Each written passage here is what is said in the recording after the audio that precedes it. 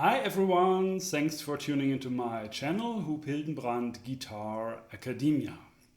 Today we have the 7th lesson of a series on the different practice methods.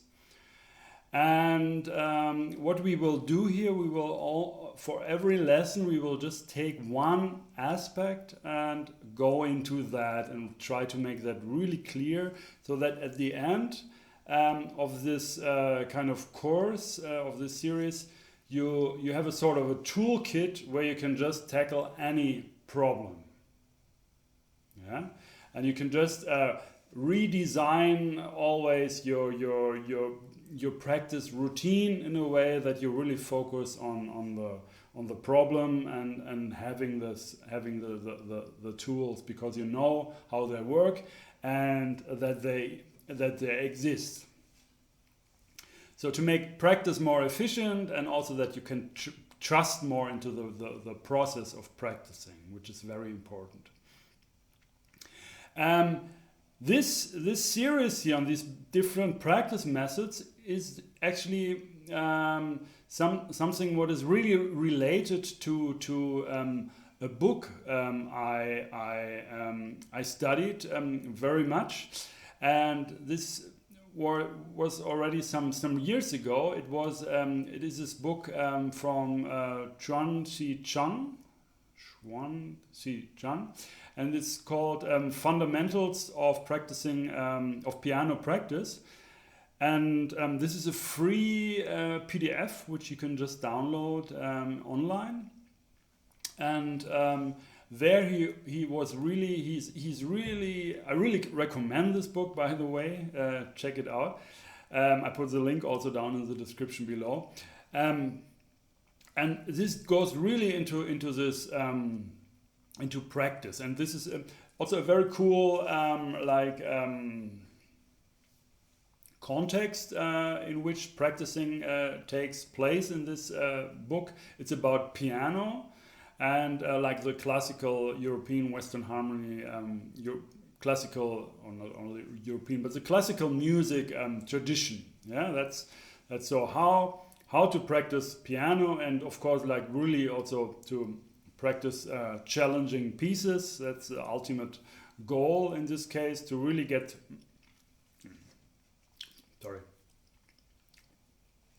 To really get the technique down, and this is like really, it can be really challenging, and it can be really really a lot what the piece demands from the musician, from the pianist. So it's a good it's a very good context where practicing should really work at its best. Yeah. And in this series here on this Guitar Academia, I actually kind of just take his approaches, his concepts, and try to summarize them in a way. Try to add things, leave out stuff, of course, and also adopt that for guitar. So it's but there are many like paragraphs also which I just copied. And I thought it would be good to just leave them like that, because I was inspired by that and practice stuff, and it took me really with some topics. It took me really there where I was not expecting to reach that kind of speed or whatever. And so it really helped me. It was inspiring for my own progress. So I thought, why change it? But of course, I have to say that most of these texts here are not mine. It's just in a way I collected them. These paragraphs I restructured them and summarized them, and of course changed them a bit. Because in the PDF in this book, like one topic is really spread over the whole book. You can say it always comes back with some little different aspects. So it was also a kind of a challenge to just bring that all together, to make it more short, more in a way to the point, and yeah, to take just one aspect and really go into that. So yeah, so yeah, so that's the idea. So this book, this PDF, which you can download from a website, I put this in the description below, from Chuan C, Chang, is free. So also the PDF you can download here for just this topic. Today we will talk about the post practice improvement. So you find the PDF in the description below. Just follow the link, and it's also free this time. And I would, especially for this lesson today, I would really recommend that you download that you read the PDF, because there are a lot more or like different things on the PDF I will talk about. It's just 2 pages, but I will actually more concentrate on this general idea, because although I think everybody knows that like a post-practice improvement exists, that there's something like, yes, I do not expect results maybe today, but I will go on with that. So someday I will maybe be able to do that. So that has to do, of course, with post-practice improvement. But actually, to be more clear about that, I think not everybody is really clear about this thing and how we can actually make it more better work for us. Okay, so download the PDF to get the full package, so to speak, and I will just introduce this concept and this idea, this method also. It's a practice method, you can say. Post-practice improvement. That means that the improvement actually takes place after practicing. And although there are a lot of stuff which we can just achieve while practicing, yeah, we sit down and we want to get something done, and then we sit down and we practice, and then we learned it. We found out how it works, and we are able to play that. That's one thing, and for that we don't need post-practice improvement. But that is only for the things, for the techniques, for the tasks of the body or brain, which we already have the ability. Yeah, we just have to put certain things together which we already know. Yeah, we have to condition the body to do something, and then okay, now I understand. Yeah, and that can be like just a thing of a few minutes or a day or something like a shorter time. But where we are talking about, and that's really like that's the most sometimes disturbing thing, because like with things which we really don't see any like horizon somewhere. It's so far away. It seems to be so far away, like certain technique, to be able to play that quick and with that technique and that kind of sound and expression and whatever. So we sit down, we try it, but it's not working at all. Not even near to that. Yeah, so that's one extreme, you can say. But let's talk about that, because that is really the challenge. Yeah, the challenge to really learn something completely new. And learning something completely new means that like there have to be like brain connections made. There might be like muscle cells which have to be built, or these slow muscles that that you train them to get more the fast muscles doing the work. So like a transformation taking place, and this can really take a long time. This can take months, maybe even more, maybe years. Yeah, I would say. Of course, if you have the right practice method, you reduce the time, of course. Because with some stuff, I think it's possible to never achieve something because we're just using the wrong practice methods, or we do not, or we do not have the right tools, and we do not really understand how it actually works. So I'm really talking about here now in this lesson about the stuff which is really seems to be far away from our abilities. So for that, we really have to understand post-practice improvement, also abbreviated with PPI.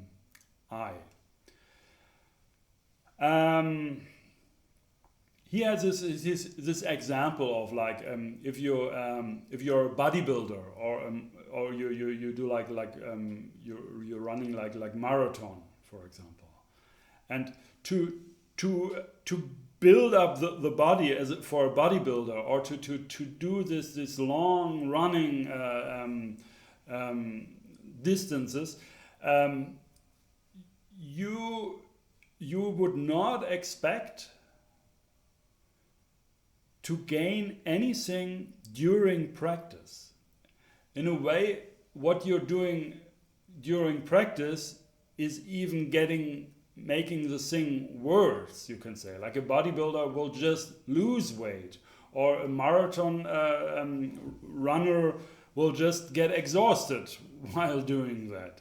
So it's really like you would never expect any results during or directly after that practice. Never ever.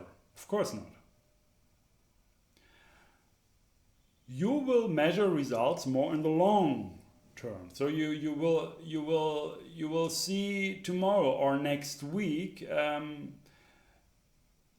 how you actually gain muscles, or you are able to run for a longer time or longer greater distance.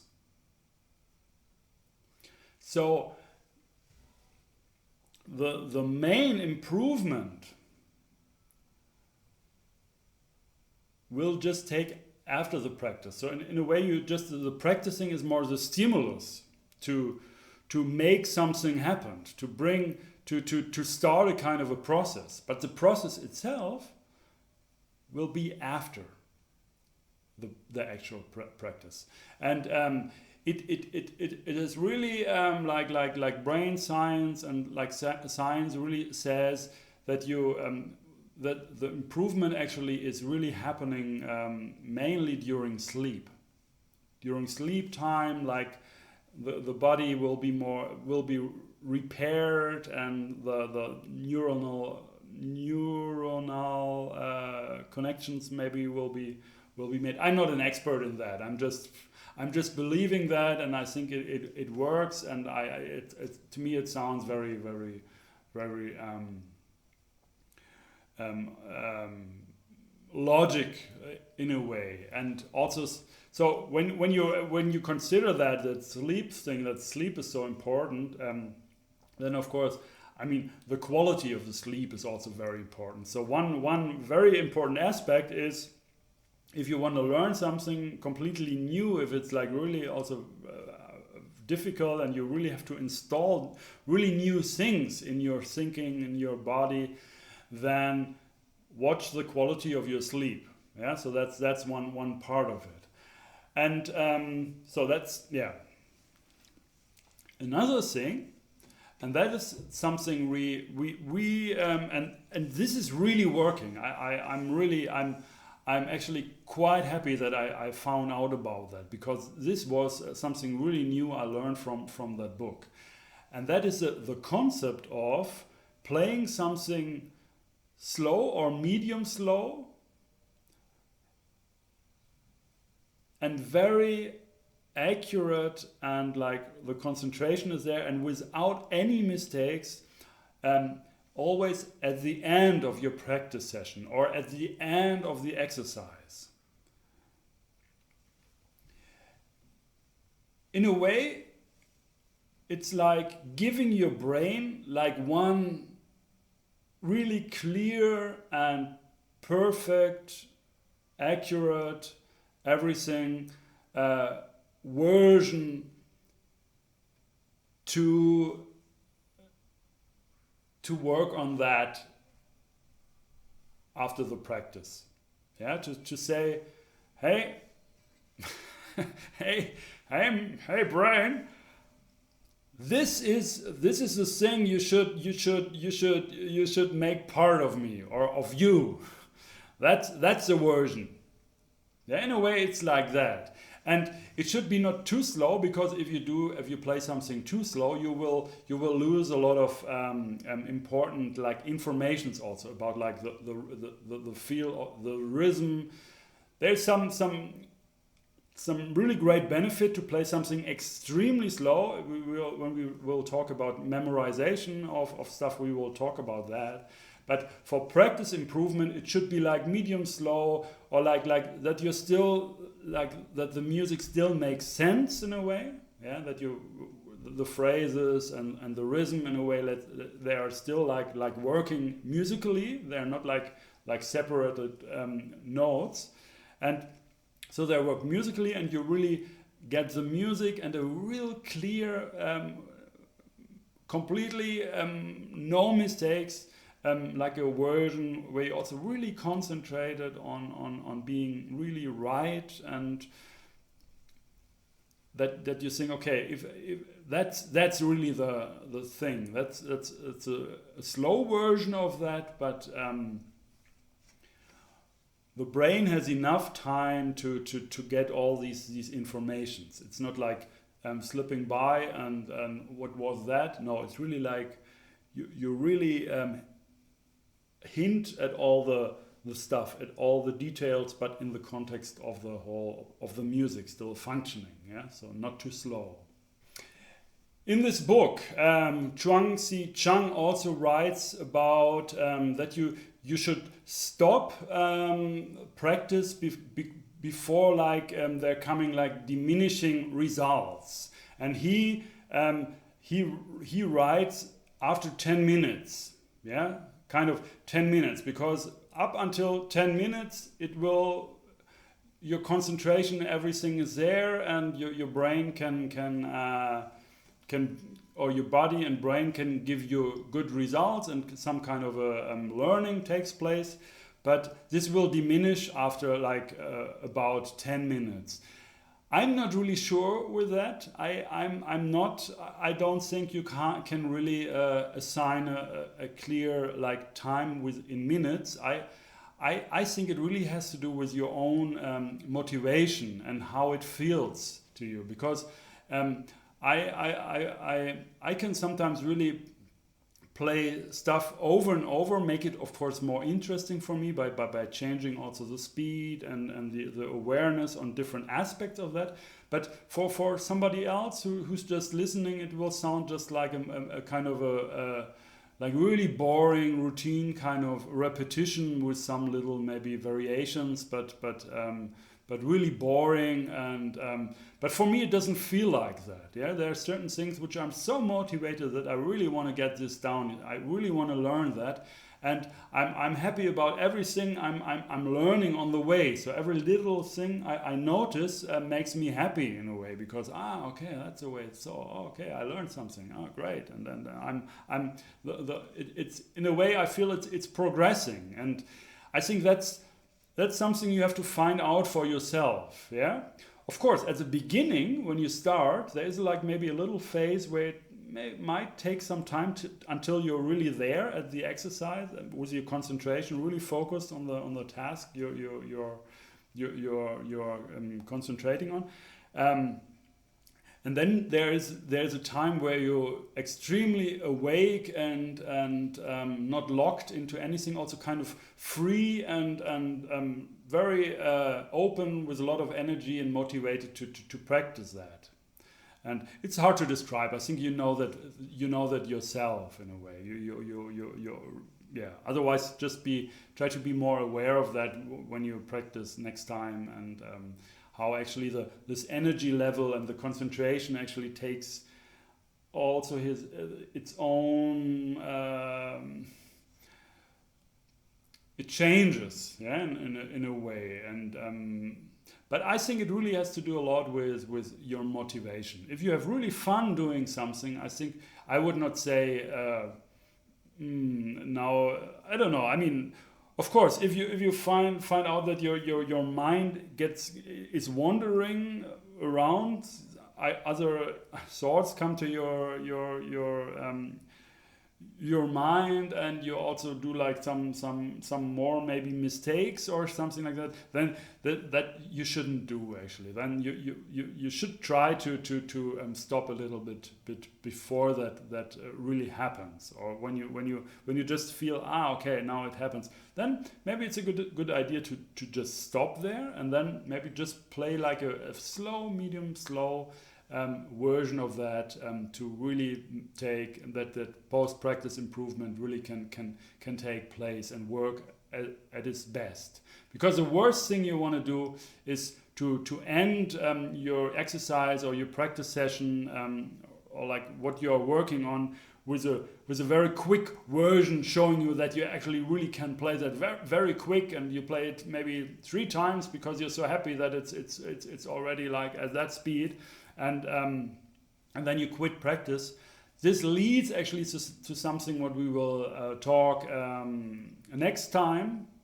It's this fast play degradation. So that like playing something fast, what is not really already internalized in your system, what you not really like know or be able to play 100%. That like fast play will actually make that worse, and especially this post-practice improvement. It will be like this can lead to that you just play the whole thing worse the next day, and that you really don't want to do. And I think we all experience that, and be more aware of that, and get the PDF, of course, to also get maybe some aspects which I was not talking about.